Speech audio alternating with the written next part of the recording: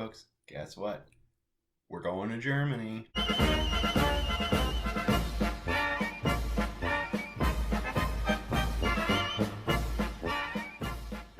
Actually, sorry, no, we can't. We're still stuck at home. But remember, when we use R as a GIS, we can go anywhere in the world. Using spatial data is more than just making maps. There's a considerable amount of analysis that we can do on our spatial data, and graphs for these analyses are often conveyed through maps. The analysis that we'll cover today is the prediction of unknown points within our map based on values from known points elsewhere in the map. This is called interpolation. And the reason that I chose Germany for today is that while poking around to try to come up with some good examples of using GeomSF and the SF package for spatial analysis, I found a great blog post by someone in Europe, Timo Grossenbacher, who did some analysis on German dialects, how different dialects use different words to refer to the same concept or idea. And I thought, hey, why reinvent the wheel? So we're just going to go and use his example. We've updated a little bit with some new script and tidyversed it up a little bit more to follow some of the conventions that we've been using in this class. But with that, we can just get started on Timo's example.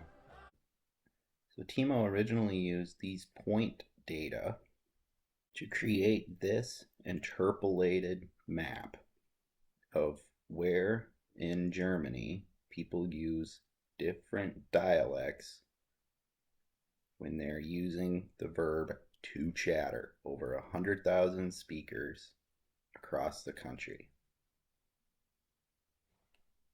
We'll get started, of course, by loading some packages. This time we're using tidyverse and SF as before for mapping spatial data, but we'll also be using the package KKNN for spatial interpolation. Here we're going to define a coordinate reference system, most appropriate for these data, meter-based UTM projection focused on Central Europe. I've already pulled out a subset of the Natural Earth global data set that has Germany and German states in it posted at this URL on GitHub. So we will define that URL and simply load it into our environment from GitHub. That's a SF object. It is stored in with a WGS projection, so we will transform that to our UTM projection for Central Europe. And now we can just view the boundaries of the German states. Here are the different states in Germany plotted by their English names.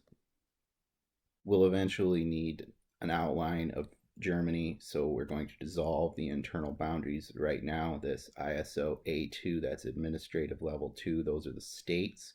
We'll group by that and then just summarize to dissolve those and make a boundary for Germany.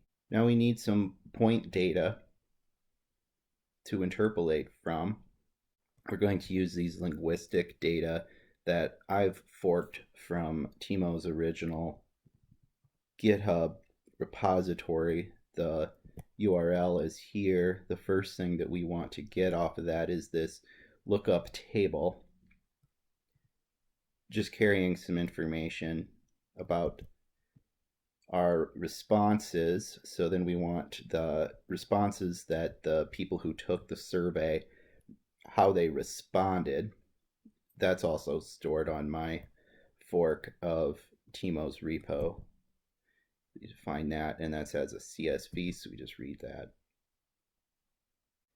Now for the responses to be meaningful, we need to connect them to the lookup table. We're just going to do that using a left join here. We are piping responses in as the X, the lookup table will be the Y, pronunciation ID connects to pronunciation. We're just going to pull out the latitude, longitude, and then the verbatim response, rename that, and convert it to a factor. These are all just taken from the data management steps that Timo had in his original example.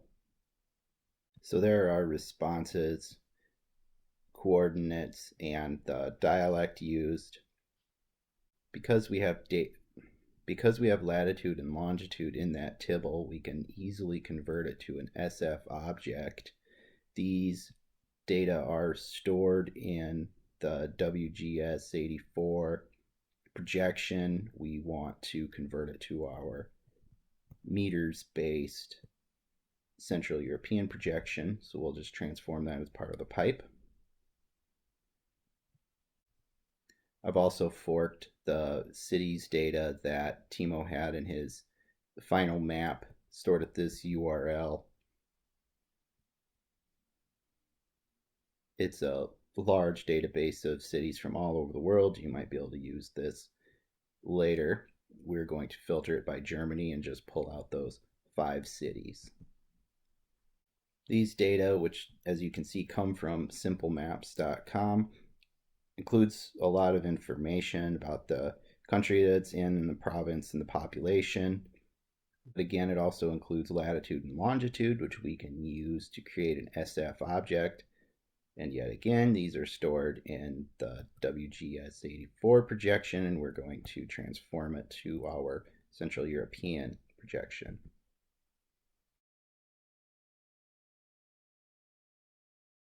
Now that we have all of our data loaded into the environment, it's time to prepare for our interpolation. As Timo points out, we want to create a buffer around Germany. This one will be 10 kilometers wide, so that we're able to pull in some data from just beyond the German border for our interpolations. The data that we are using here go well beyond Germany and represent the entire German-speaking area of Europe. Here's that map for you. It's very large to process this many observations, so you don't need to do it. Zoomed in, you can see that there's a substantial number of German speakers in Austria and Switzerland, of course, but also spread around Europe outside of Germany.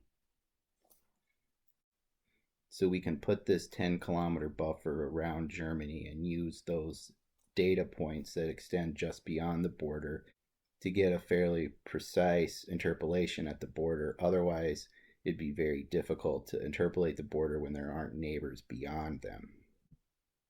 Now we can crop those overall responses to the Germany plus this 10-kilometer buffer using the ST intersection function.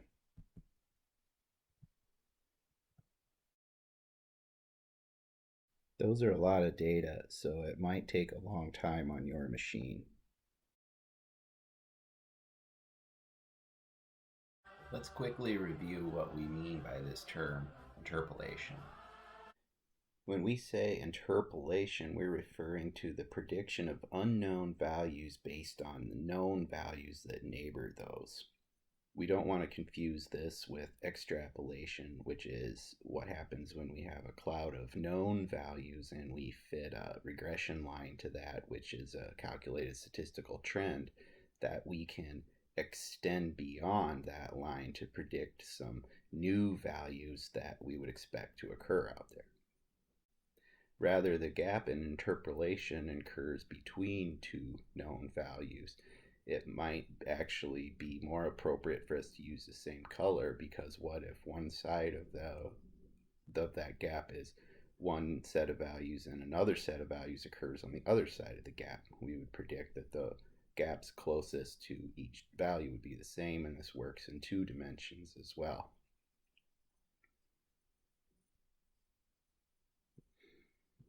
But when the landscape is wider, it's less clear and the gap might be intermediate values. We can tell that it's intermediate by the size of the k value, which is the number of neighbors we go out to predict. This is a broad context. Previously, though, if we just looked at the next door neighbor, we have a very narrow context with just k equals 1. Most of what we've worked with in terms of spatial data have been vector data, which are often stored as shape files. Vector data can include points, polygons, and here it's actually pretty easy to interpolate unknown points within the polygons, but we still have these other corners and gaps that are unclear. The solution to this is to rasterize our data set. We create a grid, and each pixel gets the value that is found inside that grid's cell.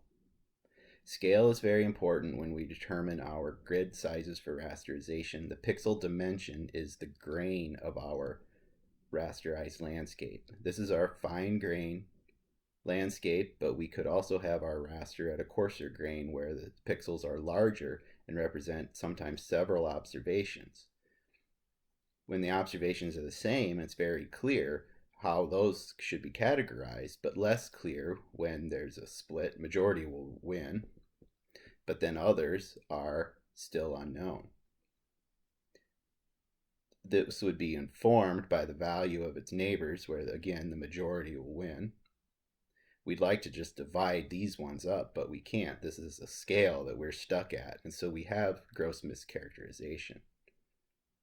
A solution is to create new values that represent these others. This would be called a mixel, which is simply the mixture of pixel values. But either way, we haven't characterized the proportion of these values correctly. Purple is underrepresented. This is due to poor grain size. When we have the appropriate grain size, we can get an accurate interpolation and a smooth prediction of the values for our unknown cells. Let's go over some important terminology, especially as it relates to the way these are used in GIS and how they relate to landscape ecology. We've talked about how the subsets are pixels, which represent the grain size, and we can talk about that as our spatial resolution. We can measure this and express it on the dimensions as the unit by unit or square units. Or in the case of a GIS grid, we can talk about the width of pixels when we know the spatial extent of that grid. We have our grid cells, and they're set to this resolution that represent the grain size in terms of landscape ecology, and this is the finest resolution that we can make inference about patterns. We can use the individual cells if the pattern matches up, or if the pattern occurs at a broader scale, we can aggregate our pixels. But we can never detect patterns that occur at finer scale than our grain. We can't subdivide pixels, and the hash marks here represent smaller pixels that have been misrepresented by the data. At the other end, we have our bounding box, the largest spatial extent, which is defined by these values that you'll see in an SF object. This is the spatial extent and the coarsest resolution that we can make inference in on this gridded landscape. And now we can create that grid. We'll define the width in pixels as 100, and then calculate the width of each grid cell. Make the height equal to the width, and then set a height of our grid. Now we'll put all that together to make a grid using the stMakeGrid function. Now we can view our grid.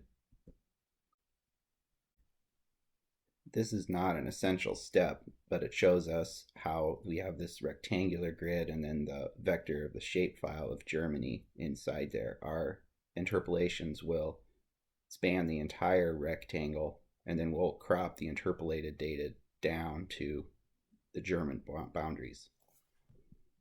Data preparation here consists of two basic types. One general sort of data manipulation that we need to do to use the interpolation function. And then some of these steps are unique to these data specifically. So a general step is to create a table for inputs. And now we're going to reduce the data set down to just the 8 most prominent dialects. This is a step that Timo did, and it just makes it easier to visualize down the line. Having more than 8 levels of a factor is difficult to show the difference between colors along the gradient if we split up that gradient into any more than 8 levels. This is a step that I've added for our purposes here, using this as an example.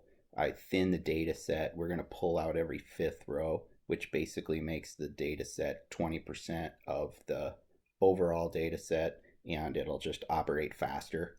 We won't see much of difference in our maps, but when Timo was doing this, he certainly would have wanted to use all of his data. Now we get some more specific settings for our interpolation function, this KKNN. We first set the KNN parameter that will inform K. This is how many neighbors the interpolation should consider. Because we have so many data and they're so well distributed, we can set this up to 1,000 to give us a really good, smooth, but in most cases, we aren't going to be able to set this nearly as high. Just as we created a input table, we're going to create an output table that has the same columns. The dialect column is empty here, and we will use the function to essentially just fill up that column. And now we run the function. We see that we're computing on the dialect. We have the thinned data as our input for the training data, the testing data, so the results are going to go into the dialect's output table that we just created. Here is our K for the distance that the interpolation function should consider the number of neighbors. Kernel is just a term that gets used by the algorithm to determine what the shape of the data should be. There's other settings that one can use here, and we're going to stick with the Gaussian. This one will take a little while to chug, even though we have thinned the data down.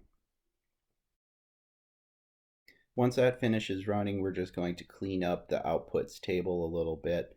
As these are categorical data, the algorithm calculates a probability for each level occurring in a cell. We're only interested in the dialect with the highest probability, so we're going to use Timo's script here to pull out the first of the 8 that are ranked by their probability of being spoken in or used in that pixel. If we were doing this on continuous data, we would skip this step. This prob argument, this prob slot in the KKNN object would appear empty. We have 2 steps to get our data ready to be plotted. First, we need to convert the rasterized landscape with the interpolated probabilities into a spatial object. And then we need to crop those interpolated data that occur in that big rectangle down to the German borders. Now we can start looking at this in ggplot. This first map will just be the basic raster data. We see here a pretty rectangular projection with the 8 dialects as colors and pixelated edges reflecting the fact that this has been cropped to the vector shapefile from a raster. So all of these pixels are still going to be angular and have corners. One interesting thing about the kknn function and that probability component is that we can condition our data on that. So rather than just plotting the colors by whatever dialect was ranked first, we can actually make the depth of that color reflect that actual probability.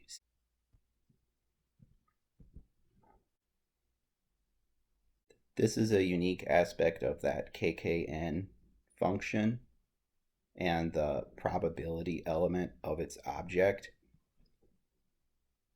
Over here, where it's very opaque green, we see that these are areas where that particular dialect had a very high probability, so maybe it was the only dialect that respondents said they used, so the alpha argument does not make that transparent at all.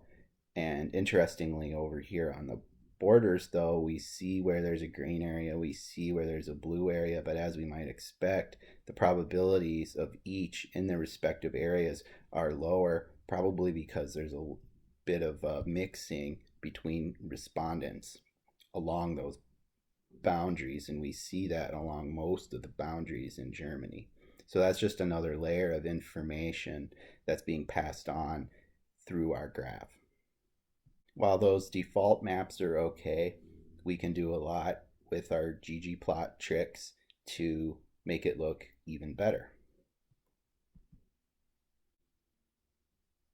Here's the map of Germany plotted by the different dialects, also the probability of that dialect being selected by a respondent, and we've laid over the boundaries of the states within Germany. And one of the first things you should notice is that as opposed to the raster layer, we have added the vector layers with geom_sf, and that has converted the projection of the map into this more rounded projection and given us degrees on the axes. This makes it a more geographically accurate projection of Germany in our map. And of course, spatial analysis is more than just about making maps.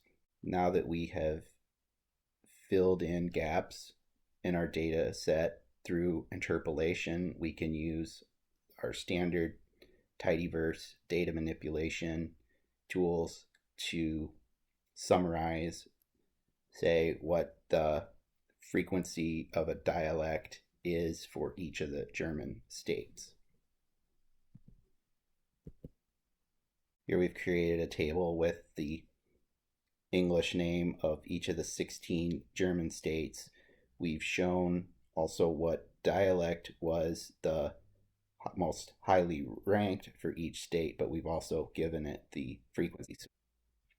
We see that the German verb to chatter in Bremen, Hamburg, and Hesse states are all the same, and the frequency was 100%, indicating that there were very few or no instances of any other dialect being used in that state, whereas in the Rhineland state, the dominant dialect was used by 73% of respondents, indicating that there is more diversity in that state. These are the sort of analyses we can do with our spatial data that don't even require us to create a map. And these sort of data could be presented in any type of graph, such as a bar graph. Now you know how to make some maps with ggplot and how to leverage the power of R as an engine to do spatial analysis. And now we can use R as a freely available GIS.